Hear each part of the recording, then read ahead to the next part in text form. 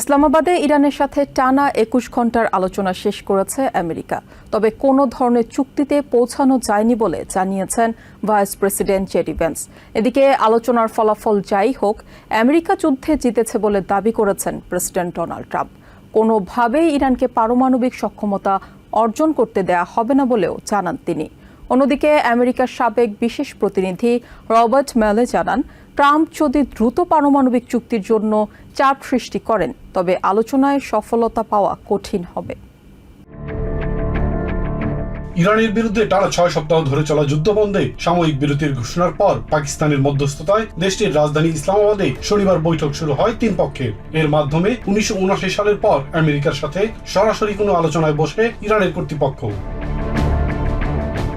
দুই পক্ষের টেকনিক্যাল টিমগুলো পরস্পরের মধ্যে বিস্তারিত বিশেষজ্ঞদের মতামত ও প্রস্তাব আদান প্রদান করেছে। দুই পক্ষের প্রস্তাবনাতেই কিছু মতপার্থক্য থাকলেও আলোচনা দ্বিতীয় দিনে গড়ানোর সিদ্ধান্ত জানিয়েছে ইরানিয়ান সরকার। এদিকে প্রেসিডেন্ট ডোনাল্ড ট্রাম্প জানিয়েছেন, আলোচনায় ফলাফল যাই হোক না কেন যুদ্ধে আমেরিকায় বিজয় হয়েছে। এ সময় ইরানের সামরিক সক্ষমতা ধ্বংসের দাবি করেন তিনি। একই সঙ্গে ইরানকে কোনোভাবেই পারমাণবিক সক্ষমতা অর্জন করতে দেয়া যাবে না বলে উল্লেখ করেন প্রেসিডেন্ট। তিনি বলেন, চায়না এখানে সমস্যা তৈরি করতে পারে। Well, if China does that, China's going to have big problems, okay? ইরানের সাথে আমেরিকার আলোচনায় সাবেক বিশেষ প্রতিনিধি রবার্ট মেলে মনে করেন, খুব সহজেই পারমাণবিক চুক্তি হয়ে যাবে এমনটা ভাবার কোনো সুযোগ নেই। ইসলামাবাদের আলোচনায় অংশ নেওয়া ইরানের প্রতিনিধি দলটির বিশেষজ্ঞদের কথা উল্লেখ করে মেলে বলেন, তারা তাদের সুবিধার সর্বোচ্চ অংশ বুঝে নিতেই বিশেষজ্ঞ দল সহ এই সফর করছে। একই সঙ্গে প্রেসিডেন্ট ট্রাম্প যদি দ্রুত চুক্তির জন্য চাপ প্রয়োগ করেন তবে আলোচনায় সফল হওয়া কঠিন হবে বলেও জানান তিনি। এদিকে হরমুজ প্রণালীতে সি মাইন অপসারণ কার্যক্রম শুরু করেছে আমেরিকা। শান্তি আলোচনা চলমান সময়ের মধ্যেও আমেরিকান দুটি জাহাজ হরমুজ প্রণালীতে প্রবেশ করেছে বলে দাবি করেছে ওয়াশিংটন। তবে ওয়াশিংটনের এই দাবি অস্বীকার করেছে Tehran.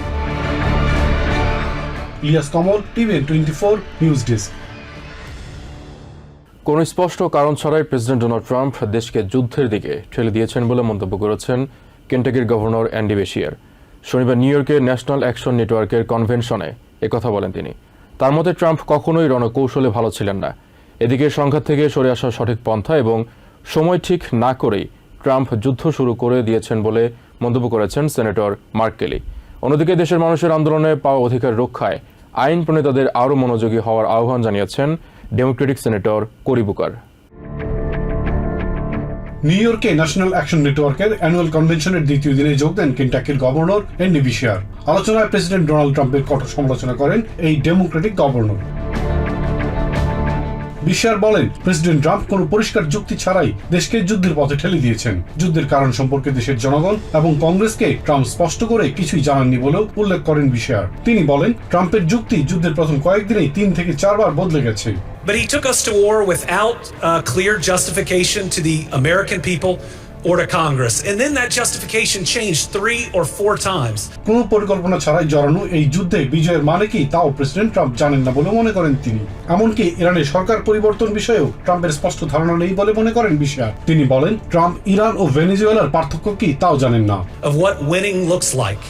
If his idea was regime change, he didn't know the difference between Venezuela and Iran, which means he shouldn't be president of the United States. বক্তৃতায় প্রেসিডেন্ট ট্রাম্পের দেয়া সভ্যতা ধ্বংসের হুমকিকে অ্যান্টি আমেরিকান এবং অ্যান্টি খ্রিস্টিয়ান বলে উল্লেখ করেন বেশিয়ার। What we are seeing right now, a president that threatens to end another civilization, is anti-American, it's also anti-Christian. একই আয়োজনে উপস্থিত হয়েছিলেন ডেমোক্রেটিক সেনেটর মার্ক কেলি। প্রেসিডেন্ট ট্রাম্পের ইরান বিষয়ে দৃষ্টিভঙ্গির সমালোচনা করে তিনি বলেন, ট্রাম্প কখনোই রণকৌশলে ভালো ছিলেন না। কোনো সুনির্দিষ্ট পরিকল্পনা, যুদ্ধ শেষের পথ না জেনেই ট্রাম্প যুদ্ধ শুরু করে দিয়েছেন বলে মন্তব্য করেন সেনেটর কেলি। সেনেটর কোরি বুকার বলেন, আমেরিকার কোনো অধিকারই আন্দোলন ছাড়া অর্জিত হয়নি। মেরি চার্চ টেরিল থেকে শুরু করে ফ্রেড শাটলওয়ার্থ সবাই লড়াই করেছেন জানিয়ে তিনি বলেন, আন্দোলনের মাধ্যমে অর্জিত অধিকার রক্ষা করা আইন প্রণেতাদের দায়িত্ব। ইলিয়াস কমল, টিভিএন 24 নিউজ ডেস্ক। বিশ্বের বিভিন্ন দেশের সুবিধার্থে হরমুজ প্রণালী থেকে মাইন অপসারণের কাজ শুরু হয়েছে বলে দাবি করেছেন প্রেসিডেন্ট ডোনাল্ড ট্রাম্প। শনিবার ট্রুথ সোশ্যালে দেয়া এক পোস্টে তিনি জানান, এ পর্যন্ত মাইন স্থাপনের কাজে নিয়োজিত ইরানের 28টি জাহাজ ডুবিয়ে দেওয়া হয়েছে। তবে ট্রাম্পের এই দাবি তাৎক্ষণিকভাবে প্রত্যাখ্যান করেছে ইরান। এদিকে Republican senator Lindsey Graham Fox নিউজকে বলেছেন, তেহরানকে তাদের মজুতকৃত ইউরেনিয়াম সমর্পণের ক্ষেত্রে লিবিয়ার মডেল অনুসরণ করতে হবে। হরমুজ প্রণালীকে মাইনমুক্ত করতে যুদ্ধজাহাজ ইউএসএস ফ্র্যাঙ্কি পিটারসন এবং ইউএসএস মাইকেল মার্ফি ওই এলাকা অতিক্রম করেছে বলে জানিয়েছে সেন্টকম। একই সাথে আমেরিকার সামরিক বাহিনী হরমুজ প্রণালী থেকে মাইন অপসারণের কাজ করছে বলে দাবি করেছেন প্রেসিডেন্ট ডোনাল্ড ট্রাম্প। শনিবার ট্রুথ সোশ্যালে দেয়া এক পোস্টে তিনি জানান, ইরানের মাইন স্থাপনের কাজে নিয়োজিত 28টি জাহাজ ইতিমধ্যেই ডুবিয়ে দেওয়া হয়েছে। তবে সামরিক বাহিনীর এক কর্মকর্তার বরাত দিয়ে ইরানের রাষ্ট্রীয় টেলিভিশন ট্রাম্পের এই দাবি তাৎক্ষণিকভাবে প্রত্যাখ্যান করেছে। এরই মধ্যে ইসলামাবাদে ইরান ও আমেরিকার প্রতিনিধিদের সরাসরি আলোচনার প্রথম ধাপ শেষ হয়েছে। আল জাজিরার তথ্য অনুযায়ী ইরানের আটকে থাকা সম্পদ ছাড় দিতে রাজি হয়েছে ওয়াশিংটন।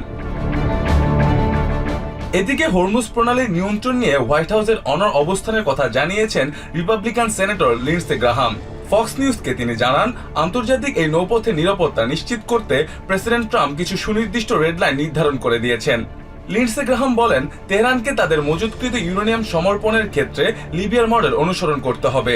প্রেসিডেন্ট ট্রাম্প নিজের বিজয় দাবি করলেও একে কৌশলগত পরাজয় হিসেবে দেখছেন ডেমোক্র্যাটরা। কংগ্রেসম্যান কুইগলির মতে, হরমুজ প্রণালী বন্ধ হওয়া আমেরিকার জন্য বড় বিপর্যয় ডেকে আনছে। তার মতে, প্রেসিডেন্ট স্রেফ জয়ের দাবি করতে চাইছেন। ইসরায়েলের হামলা অব্যাহত থাকা অবস্থায় ইসলামাবাদে আলোচনাকে অর্থহীন বলে মনে করছেন কুইগলি।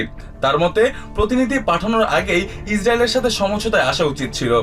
অন্যদিকে ইরান পরিস্থিতি নিয়ে হোয়াইট হাউসের দাবি আর গোয়েন্দা তথ্যের মধ্যে আকাশ পাতাল পার্থক্য দেখছেন সিআইএ এর সাবেক ডিরেক্টর জন ব্রেনান। এমএস নাওয়ের সাক্ষাৎকারে তিনি বলেন, তেহরানের পারমাণবিক সক্ষমতা নিয়ে প্রশাসনের অজুহাত বাস্তবসম্মত নয়। ট্রাম্পের একগুঁয়েমের কাছে হোয়াইট হাউসের নিরাপত্তা উপদেষ্টারা অসহায় হয়ে পড়েছেন বলে অভিযোগ করেছেন সাবেক এই গোয়েন্দা প্রধান। তবে ইসলামাবাদে ভাইস প্রেসিডেন্টের সাথে বিশেষজ্ঞ দল যাওয়ায় কিছুটা আশার আলো দেখছেন তিনি। এদিকে সভ্যতা ধ্বংসের হুমকি দিয়ে ট্রাম্প প্রশাসন আন্তর্জাতিক আইন লঙ্ঘন করছে বলে সতর্ক করেছেন টরন্টো বিশ্ববিদ্যালয়ের অধ্যাপক টিম স্নাইডার। তার মতে, এমন উগ্র ভাষা ব্যবহার সত্ত্বেও আলোচনার টেবিলে সুবিধা করতে পারেনি ওয়াশিংটন। তিনি আরো বলেন, প্রেসিডেন্টের এই বিদ্বেষপূর্ণ আচরণ আমেরিকার ভাবমূর্তি ক্ষুণ্ণ করছে। মোস্তফা আশিকিন আবির, টিভিএন 24 নিউজ ডেস্ক। ঐতিহাসিক আর্টেমিস 2 মিশন শেষে প্রথমবারের মতো জনসম্মুখে এলেন 4 নভোচারী। শনিবার টেক্সাসের হিউস্টনে এক বর্ণিল অনুষ্ঠানে কথা বলেন নভোচারীরা। অনুষ্ঠানে মিশন কমান্ডার রিড ওয়াইজম্যান বলেন, মহাকাশ জয়ের চেয়েও প্রিয়জনদের কাছে অক্ষত ফেরাটাই তার জীবনের শ্রেষ্ঠ সার্থকতা। পাইলট ভিক্টর গ্লোভারের কণ্ঠ ছিল একই সুর। অন্যদিকে নভোচারী ক্রিস্টিনা কোক পৃথিবীকে বর্ণনা করেছেন মহাবিশ্বের বুকে ভাসমান এক ক্ষুদ্র লাইফ বোট হিসেবে। আরেক নভোচারী জেরেমি হ্যানসেনের দৃষ্টিতে এই জয় কেবল 4 নভোচারীর নয়, বরং বিশ্ববাসীর সম্মিলিত সাহসের প্রতিফলন। দীর্ঘ 10 দিনের ঐতিহাসিক চন্দ্রাভিযান শেষে নাসার আর্টেমিস 2 মিশনের 4 নভোচারী শুক্রবার নিরাপদে পৃথিবীতে ফিরেছেন। ঐতিহাসিক এই মহাকাশ অভিযান শেষে শনিবার প্রথম টেক্সাসের হিউস্টনের এলিংটন ফিল্ড জয়েন্ট রিজার্ভ বেসে এক বর্ণিল অনুষ্ঠানে জনসম্মুখে আসেন এই 4 নভোচারী। রোমাঞ্চকর যাত্রা শেষে কমান্ডার রিড ওয়াইজম্যান জানালেন, মহাকাশ জয়ের স্বপ্নের চেয়েও বড় সার্থকতা হলো প্রিয়জনদের কাছে অক্ষত অবস্থায় ফিরে আসা। Like before you launch, it feels like it's the greatest dream on earth. And when you're out there, you just want to get back to your families and your friends. It's a special thing to be a human, and it's a special thing to be on planet Earth. Thank you. মহাকাশের গহীন অন্ধকারে 4 নভোচারীর যে অভিজ্ঞতা, তাকে চিরস্থায়ী বন্ধন হিসেবে দেখছেন Wiseman. তার মতে, এটি তার জীবনের সবচেয়ে স্মরণীয় ঘটনা। Victor, Christina, and Jeremy, we are bonded forever. And no one down here is ever going to know what the 4 of us just went through.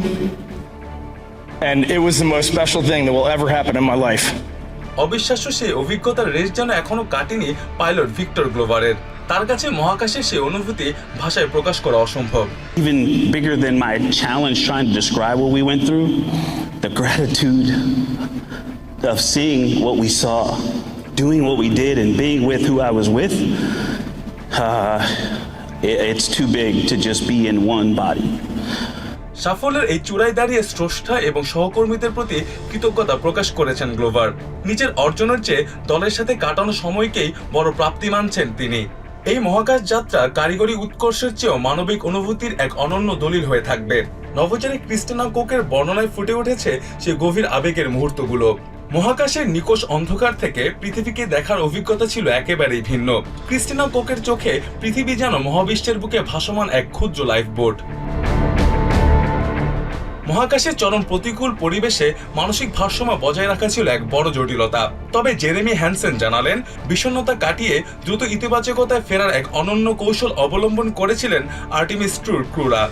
এই ঐতিহাসিক জয়কে কেবল 4 জনের সাফল্য হিসেবে দেখছেন না জেরেমি হ্যানসেন। তার দৃষ্টিতে বিশ্ববাসীর সম্মিলিত স্বপ্ন আর সাহসের প্রতিফলনে তারা কেবল একটি মাধ্যম। দীর্ঘ 50 বছর পর চাঁদের কক্ষপথে এটিই ছিল মানুষের প্রথম পরিভ্রমণ। দক্ষিণ মেরুতে চূড়ান্ত অবতরণের আগে মহাকাশযানের সক্ষমতা যাচাই করাই ছিল এই মিশনের মূল লক্ষ্য। 24 ঘন্টায় 24,000 মাইল গতিতে বায়ুমণ্ডলে পুনঃপ্রবেশের সময় 5,000 ডিগ্রি তাপমাত্রা আর দীর্ঘ 6 মিনিটের যোগাযোগ বিচ্ছিন্নতা ছিল এই অভিযানের সবচেয়ে ঝুঁকিপূর্ণ অংশ। 700,000 মাইলেরও বেশি পথ পাড়ি দিয়ে 4 নভোচারী চাঁদের ফার সাইড থেকে তুলে এনেছেন অভূতপূর্ব সব ছবি, যা মহাকাশ গবেষণায় নতুন এক দিগন্ত উন্মোচন করল। মুস্তফা আশিকিন আবির, TVN 24 নিউজ ডেস্ক।